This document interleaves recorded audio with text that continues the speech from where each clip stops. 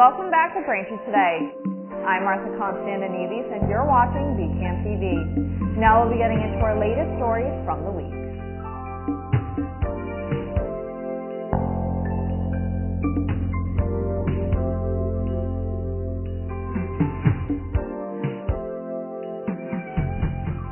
Welcome back to Braintree Today. I'm Martha Konstandinidis and you're watching BCAM TV.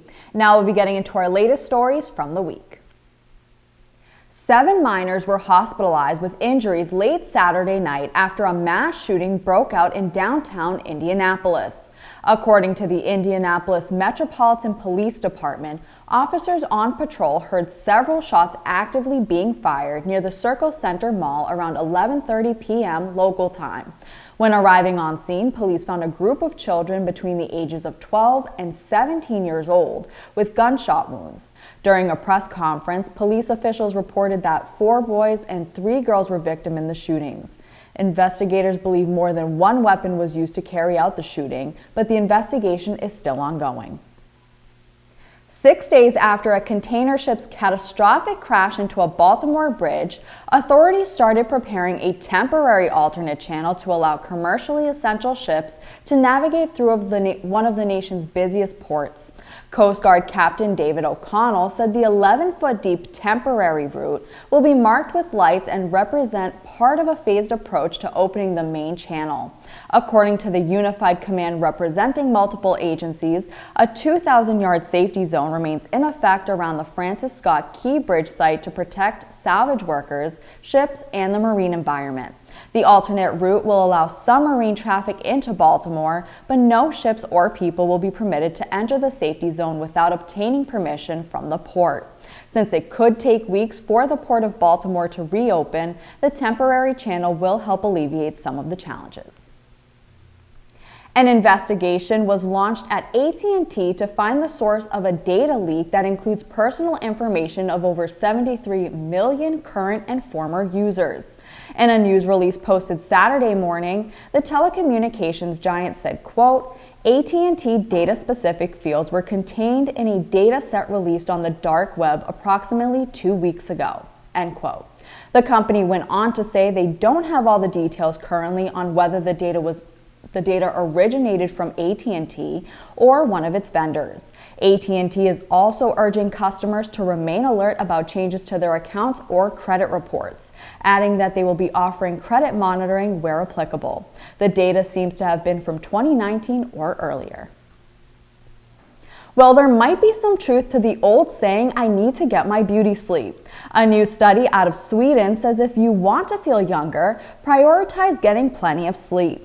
Feeling younger than your actual age is associated with longer, healthier lives, but many of us wake up thinking, gosh, I sure do feel old.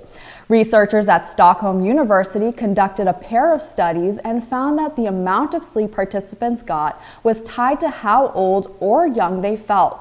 Feeling extremely alert was related to feeling 4 years younger than one's actual age, while extreme sleepiness was related to feeling 6 years older. In other words, going from feeling alert to extremely sleepy added 10 years to how old one felt.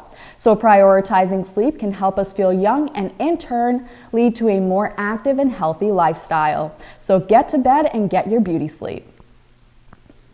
A California company has recalled thousands of packs of mini ice cream bars because of a possible salmonella contamination. The U.S. Food and Drug Administration shared the announcement from Tropical Foods on its website Saturday. The company is recalling over 5,000 units of Helados Mexico mini cream variety packs after testing found that the mango bars in the pack could be contaminated with salmonella.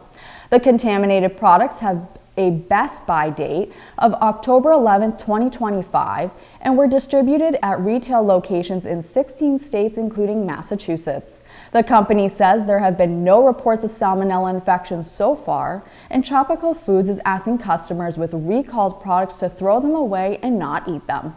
Those with questions can contact the company at 909-563-3090. Thanks for watching Braintree Today. We'll be right back with more after the break. James. He was surprised to find out that he has elevated blood pressure, which could turn into high blood pressure. So he talked with his doctor about a healthy path to get his numbers down. He quit smoking, which makes a big difference for his overall heart health. He also cut down on salt by watching out for high sodium on food labels and added a 30-minute walk 5 days a week to his routine. These healthy steps weren't easy, but lowering his blood pressure was worth it. Learn more about his healthy path. Welcome back. The controversial proposed rezoning of the St. Thomas More Church property has picked up a key supporter. District 2 Town Councilor Joseph Reynolds, who represents the neighborhood, said in a letter that the change has his full support. Reynolds said the development would raise the value of surrounding homes and would be the least disruptive option among the possible uses for the property. At a planning board meeting 2 weeks earlier, Reynolds said he had not made up his mind about the proposal. After hearing from opponents and proponents of the proposal, the planning board postponed a vote on a recommendation to the full council until an upcoming meeting on April 10th. The council's public hearing on the proposal will be moved to its April 30th meeting. The school committee has postponed naming the former South Middle School until the budget process is completed and the fate of the system's elementary schools has been decided. The committee was to decide at last Monday's meeting on a name for the building, which will house the Early Education Center and most of the system's kindergarten and pre-kindergarten classes. The building is currently undergoing renovations for its new use. School committee member Kathleen Tuffy proposed the postponement, and her motion was approved unanimously. With the committee still at work on the budget proposal, it will be May or June at the earliest before a decision on the name is made. First recommendations to reduce the cost of spending in Braintree schools were proposed to the school committee on Monday. Superintendent James Lee mentioned a number of cuts including teachers, redistricting schools, and doubling bus and sports fees, among other changes. This was the first round of recommendations to close the $8 million gap between what the schools need to maintain current programming and what the town can afford. Lee made it clear that he doesn't advocate for any of these plans. Here's more on the Braintree Schools budget cuts. Again, for those of you who have been following us since the late fall, we initially put forward a FY25 maintenance of effort budget, which means to maintain all the services and programs we have this year into next. There is an increased cost to that. So the initial budget number that we put forward was $83.5 million, which represented a 10.6% increase over this year's budget. Obviously, a level funded budget is a 0% increase, and the number is 75.5. So this evening, we're going to focus on the yellow highlighted sections, but this is a slide that many of you will recall from the last presentation. At this moment, it's relatively unchanged, so I still want to focus on that one. Again, $600,000 in increased fees, reduction of supplies, software, and textbooks of $100,000, reduction of administrative support district-wide, $240,000, reduced special education positions by restructuring roles and responsibilities, $200,000, reduced professional development by district-wide, that's $100,000, reduced elementary sections by increasing class sizes, that's $2.1 million, reduced specialists in the elementary middle school area, $230,000, reduce middle school positions by increasing class sizes and reconfiguring team structures. That's $1.125 million. Reduce high school positions by increasing class size and limiting access to elective and AP offerings, $1.35. Consider closing one or more schools, $500,000. Reduce elective opportunities at the middle and the high school level, $675,000. Reconfigure central office leadership team support structures within the district, that's $600,000. And if my memory serves me, that's $8,008,000. But that particular chart that you see before you is what $8 million represents in a school system our size. Local officials are continuing to warn residents about swimming in the Manatequit River. District 3 Town Councilor Elizabeth Maglio posted a video on social media showing how sewage and storm water was being disposed of into the Fore River Basin. In her post, Maglio explained doing this prevents a mix of sewage and storm water from backing up into residents' basements. The area becomes more polluted every day and is not safe for swimming, fishing, or other recreational activities. Some residents were displeased with the footage and are calling out the mayor's office. According to Maglio, more information about mitigation and funding will soon be available to residents. The Town Hall will be hosting a food and diaper drive this week, organized by District 4 Town Councilor Anne Marie Quilty and sponsored by the Norfolk County Central Labor Council and United Way of Massachusetts Bay.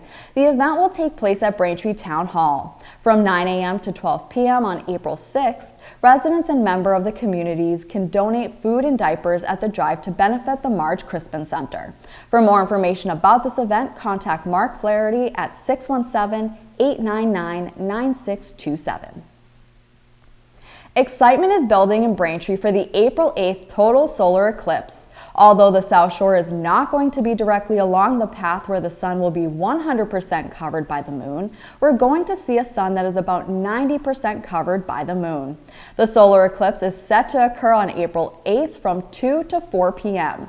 Solar eclipse glasses are recommended for watching the eclipse as it happens, and luckily, there are ways to get them for free. The Thomas Crane Library in Quincy announced there will be 100 to 150 pairs of eclipse glasses available on the day of the event, as well as with an outdoor and indoor viewing party open to the public. As a reminder, NASA experts say regular glasses do not count as eclipse glasses. According to NASA, safe solar viewers are thousands of times darker and comply with the international standard. Thank you for watching Braintree Today on BCAM TV. We'll be right back with more stories in the area.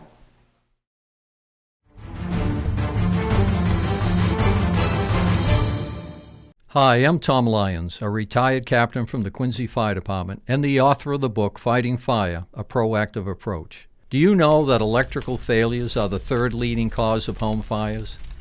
Cords and plugs led in this category, while extension cords dominated this category. To avoid these fires, plug heat-generated appliances directly into an outlet. Do not use power strips or extension cords on these appliances. Power strips are designed for use with electronics only. Do not put electrical cords underneath rugs or pinch behind furniture. Do not overload outlets. Charge laptops and phones on hard surfaces only. Finally, if an electrical device is not working as designed, it is time to repair it or replace it. Be conscious of your home environment and be safe, and thank you for doing so. Welcome back to Braintree Today. Now let's get right into more stories. In a follow-up to a story we brought to you last year, the Red Wing Diner near Gillette Stadium has officially been sold. In a Facebook post last September, Red Wings owners said they were closing the nearly 100-year-old restaurant for repairs. But instead of reopening, a for sale sign appeared outside the diner the following week. The new owners, husband and wife Peter and Patricia Crowley from Milton, bought the Route 1 property for $1.2 million. The Crowleys plan to reopen Red Wing as Blondie's Barbecue after renovations to the existing space. The couple, who met at culinary school, have owned Cafe G at the Isabella Stewart Gardner Museum in Boston since 2002. The Walpole Select Board unanimously approved the transfer of the Red Wings alcohol license to Blondie's during its March 12th meeting. The board also approved a fan entertainment license for a TV and non-live music. The twice rejected McDonald Cohane Funeral Home has finally gotten the Weymouth Board of Zoning Appeals unanimous support to expand. The board twice voted 3-2 in favor of granting a special permit for the expansion of the funeral home, but 4 votes were needed to move forward. After the 2 votes and mediation sessions, the funeral home and the town filed a joint motion for another zoning board hearing last month. The funeral home plans to build a 5,500 square foot addition, which will nearly double the size of the business. The addition will include a hall with a seating capacity of 200 people that could be used for funerals or celebrations of life. The plan also calls for 16 exterior parking spaces, 11 of which will be in a residential zone, and 4 garage spaces, as well as an entrance on the south side of the property near adjacent homes. Neighbors said they will consider their right to appeal the decision. Construction of the new Quincy Police Headquarters is making strides as the foreground and steel skeleton of the building are now up. The 4-story, 120,000-foot building will house the Quincy Police Headquarters along with administrative offices for the fire department and emergency management teams. The project also includes upgrades to utilities, infrastructure, landscaping, and nearby traffic. The $175 million project is expected to be finished next year. A public access television producer in Avon is producing a show about the Quincy shipyard. He is looking for former shipyard workers who would like to talk about their experience there. If you're interested in sharing your story, please contact Bruce Lane at 508-510-3944 or email him at crkrbrl@msn.com. The United States Postal Service is warning Massachusetts residents of a widespread scam known as smishing. Smishing is short for SMS phishing, which is a text message-based variation of the previous email-based scams that have been a staple for years. Unlike more traditional email-based scams, SMS phishing utilizes text and mobile messaging service such as WhatsApp and iMessage to defraud victims. Officials from USPS said in a statement, quote, "Know that the Postal Service does not charge for a redelivery fee. The messages would typically come from a 5-digit phone number. The Postal Service will not send you a link in a text message, and the Postal Service will not send you an unsolicited text message. You have to sign up for those alerts," end quote. Thanks for watching Braintree today. We'll be right back with more in entertainment. Time of the year again, flu season. Getting vaccinated against the flu and COVID-19 can help keep you, your family, and your community healthy. You can even get both vaccines at the same time. Visit mass.gov/flu-shot to learn more. Welcome back to Braintree today. Today in entertainment, we have 3 movie recommendations for you to watch. But first, let's get into some entertainment news. Chance Perdomo, who starred in the television series Gen V and Chilling Adventures of Sabrina, has died as a result of a motorcycle accident. He was 27 years old. Perdomo's publicist confirmed the actor's death Saturday in a statement to Variety saying, quote, "It is with heavy hearts that we share the news of Chance Perdomo's untimely passing as a result of a motorcycle accident. Authorities have advised that no other individuals were involved. His passion for the arts and insatiable appetite for life was felt by all who knew him, and his warmth will carry on in those who he loved dearest," end quote. Now, here's some movie recommendations to get you through the week. First, Ghostbusters Frozen Empire follows the Spengler family, who returned to the iconic New York City firehouse where the original Ghostbusters have taken ghostbusting to the next level. When the discovery of an ancient artifact unleashes an evil force, Ghostbusters new and old must unite to protect their home and save the world from a second ice age. The film stars Finn Wolfhard and McKenna Grace and features original cast members Bill Murray and Dan Aykroyd. You can watch Ghostbusters Frozen Empire now in theaters. Next, Godzilla x Kong: The New Empire follows Godzilla and the almighty Kong, who face a colossal threat hidden deep within the planet. The threat challenges their very existence and the survival of the human race. The film stars Rebecca Hall and Brian Tyree Henry. You can watch Godzilla x Kong: The New Empire now in theaters.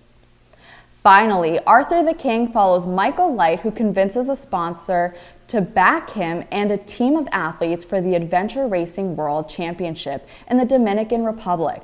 As the team gets pushed to the outer limits of endurance, a dog named Arthur comes along for the ride, redefining what victory, loyalty, and friendship truly means. The film stars Mark Wahlberg, and you can watch Arthur the King now in theaters.